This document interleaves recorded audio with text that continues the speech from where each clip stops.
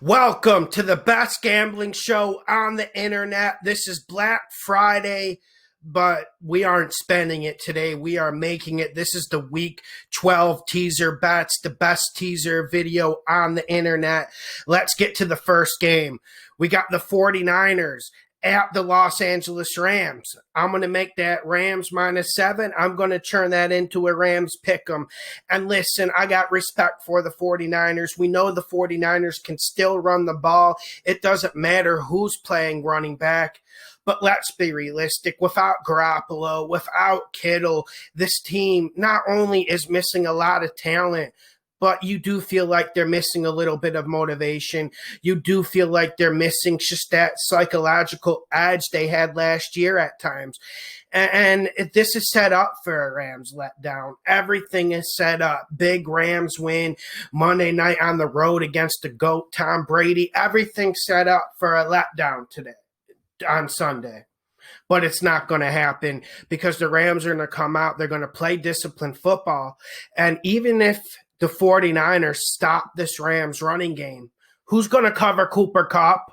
Who is going to cover Cooper Kupp? And that's just how good he's been running routes at the moment. And we know this 49ers secondary is depleted. On the pass rush without the Bosa brother, it just isn't what it was. And that's why the 49ers defense can't change games. And if you can't play very good defense against McVay's offense, you will take that out because the Rams are playing much better on the other side of the football this year. Next game, we got the New Orleans Saints at the Denver Broncos. It just seems like the Denver Broncos, they win us money every single week. Right now, it's Denver +6. I want to change that around to Denver +13. And when we're talking mile high, we're talking the best home field advantage in the NFL. And then also we're talking really the only legit home field advantage in this COVID era. And the Broncos play differently here. I've been trying to tell people all year, there's two Broncos teams. There's the Bronco team that plays in mile high. Then there's that Broncos team that goes on the road. This Broncos team a mile high, they play better defense, but also Locke feels more comfortable. You feel like they take more chances. You see Locke rolling right a lot more and throwing deep. The Broncos offense does have some weapons, and it's not a great offense by any means. They haven't gotten the run game going, and Locke has his problems, but this is a competent offense that can make plays. And I have questions about the Saints defense still. And I think they've been making progression, but I still think they can be had in the secondary. And I think if the Broncos have a run-pass balance, I think Locke will be able to make some plays and play action. But another problem for the Saints is they're going up against a good Denver defense when Denver's playing at home. And you got the Taysom Hill situation. It's another week of tape on Taysom Hill. And I think you're going to see 8-9 man fronts. And Taysom Hill's going to need to throw that ball. We'll see if Taysom Hill can throw for over 175, 200 yards because he's going to need to put up 220 yards to win this game because I am very confident Denver will stack this box, make it a physical game, and make the Saints feel like they're playing in a box. Listen, this Denver +13 is absolutely great. It's absolutely great. Next game, we got the New York Jets at the Miami Dolphins. I'm going to make that Jets +7, and I'm going to make it +14. This Tua thing, I've been telling you all year, I wasn't buying into it, and last week we saw the young kid get pulled. Do I agree with pulling Tua? Absolutely not. I think this will have negative repercussions. And we have to remember this game is psychological. When you do that to a young kid, when you have an absolute beast of a quarterback like Ryan Fitzpatrick sitting behind him, this only adds to the pressure. And let's be realistic. We can look at stats or we can look at game film. Everyone was saying, Lawson, why weren't you excited about Tua and that Rams win? He didn't even get over 100 yards passing, bros. And you guys were making him out like he's the next Joe Montana. This kid is going to struggle on this Miami Dolphins pass game. It just hasn't been the same since Fitzpatrick's out. It's not explosive. It's not dynamic. It's not varied.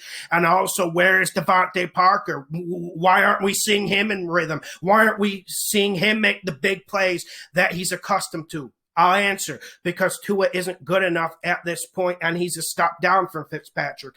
And that gives the Jets a little bit of an equalizing force. You got a Jets defense that still is playing hard. You got the Jets defense that is coached by Greg Williams. When you get Greg Williams, you get tough physical play, and that's exactly what the Jets need to cover this. And this Miami defense, it's very, very well coached by Brian Flores. And I've been saying it all year. And we won a lot of money betting the Dolphins this year. I don't want to say anything bad about Brian Flores, but I think Brian Flores makes this defense look better than the talent level that they have. I think the Jets will be able to run it just a wee bit, and I think Sammy D will get a little bit of confidence. I'm not saying the Jets are going to put up a lot of points. I'm not saying the Jets will win this game, but I think it'll be a close one-possession game. So you should feel very, very comfy when you make this +7 or +14 on your teaser. Next game, we got the Las Vegas Raiders at the Atlanta Falcons. I'm going to make this Vegas -3. I'm going to turn it into a +4. Some bookies, they make you take off a point if you pass 0, so +3 or +4. Luckily, I use a good guy, so I'm going to go with +4 right now. So when you think about the Raiders, I think about the big offensive line, and I think about Josh Jacobs going forward, and I think that neutralizes Atlanta. I think that will control the tempo of this game, and everyone's looking for a Vegas letdown this week. Everyone's looking for it after that Chiefs performance. I felt like that Chiefs performance was actually more of a positive than a negative. And you got Carr, he's playing pretty good football right now, but Carr is very, very good in one aspect of the game, play action. And that's when you can get the great tight end involved. And how is Atlanta going to stop Josh Jacobs? Can someone write me a paragraph and say how that's going to happen? I see some people circling the bandwagon for an Atlanta upset. I just want to know, how are the Falcons going to stop Josh Jacobs? And then when you look at this Raiders defense, they're underrated. They play tough. They create turnovers. Paul Gunther's an absolutely fantastic coach. And this Raiders defense is one of the most underrated units in this league. I'm not saying they're top 10, but they play very, very competitive, good football. And when you look at this Atlanta offense, they put up yards, they put up stats, but mostly they kick field goals or they turn the ball over in their red zone. Atlanta really hasn't been a good red zone football team since Shanahan left for the 49ers. They just aren't, and they'll put up 700 yards, but they'll kick 5 field goals. And what does that really mean? It doesn't mean anything against the Raiders, because when the Raiders get in the red zone, they give it to Josh Jacobs, and then he pushes men around until he gets 6 points. It is rather simple at a certain point. The Raiders are more physical than the Falcons. That's why I feel very comfortable with this. So I made the Raiders -3. I made them +4 or +3, whatever way you want to go. Next game. And last game on the teaser list, we got the Chicago Bears, at the Green Bay Packers. This starts at +9. I'm going to make this +16. And this is absolutely stealing from my perspective. This is better than the Black Friday deal when someone buys $100 for a 52-inch TV. This is way better than that. This is gaining money. This ain't spending money to get something. And when you look at this Bears team, you look at a team that really hasn't quit at all this year. And it is absolutely commendable, because they've been getting bad coaching. They've been getting bad offensive line play. I don't even want to say Nick Foles has been playing bad football. It's just that this offensive line is so bad, and the play calling by Matt Nagy is so bad. I don't think a prime Joe Montana or Steve McNair could come in here and make things work. That's how bad the organization looks from an offensive perspective. But every week, this defense keeps them in games. This defense creates turnovers. Hell, we're even seeing Cordero Patterson playing running back and helping the special teams out. The rest of the Bears outside of this offense, they're playing proficient playoff and winning football. And this offense is able to scrap just enough. I think people don't know if Foles or Trubisky's playing this week. If you get Trubisky, the mobility will help, although I'm no Trubisky fan. And if Nick Foles makes one or two great plays every game. He'll get at least one big play down the field. And I think that could be enough to shift this game. And this Packers defense, you can run it against them. And I know the Bears offense has struggled to run the ball, but I liked the looks with Cordero Patterson. I think the Bears will use a wide variety of looks to run this football. And I think the Bears will be able to scratch out 17, 20 points. And I absolutely love the way this Bears defense matches up against the Packers offense.